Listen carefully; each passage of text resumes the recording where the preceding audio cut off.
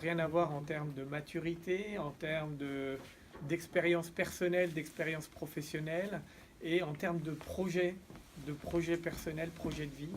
Et je suis admiratif de la rapidité avec laquelle vous avez mûri ce projet et vous vous êtes fixé un objectif à titre personnel.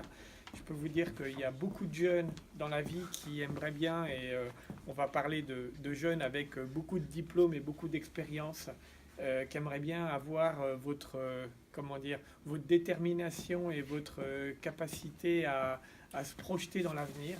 Et pour nous, les entretiens qu'on a faits ont été vraiment positifs. Et je ne peux que vous remercier parce que en vous voyant, je me dis que toute l'énergie qu'on a mis à monter les plombiers du numérique n'a pas servi à rien. Au contraire, on a senti une vraie solidarité entre vous, une vraie force. Et j'en profite juste pour le dire parce qu'on en parlait tout à l'heure. Quelque part, il faut être fier de l'école des plombiers du numérique. Vous êtes la première école, ça n'existe nulle part en France. On l'a dit à un certain nombre d'entre vous, on voudrait en ouvrir 3 dans le sud de la France dans les prochains mois. Il y en a d'autres qui vont ouvrir à Paris, il y en a d'autres qui vont peut-être à Nantes, peut-être dans l'est de la France. Demain, il y aura un certain nombre d'écoles des plombiers du numérique sur tout le territoire. Et elles auront un point commun, c'est que c'est des jeunes qui se sont tous révélés dans cette activité-là et dans le déploiement de la fibre. Et en fait, on va faire une chose, c'est que on va créer une sorte de portail, alors ça sera une page Facebook ou autre chose, qui sera celle des anciens des écoles des plombiers du numérique.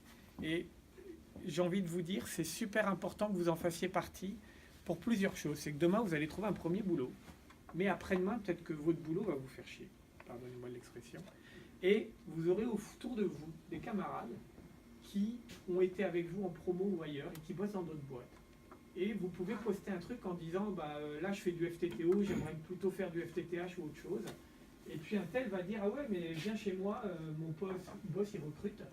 Et donc comme ça, de façon très simple, vous allez pouvoir, si vous n'êtes pas bien dans votre travail, évoluer, changer de poste, vous donner des conseils et garder finalement cet esprit de corps qui fait qu'aujourd'hui on a l'impression que vous êtes tous des gagnants.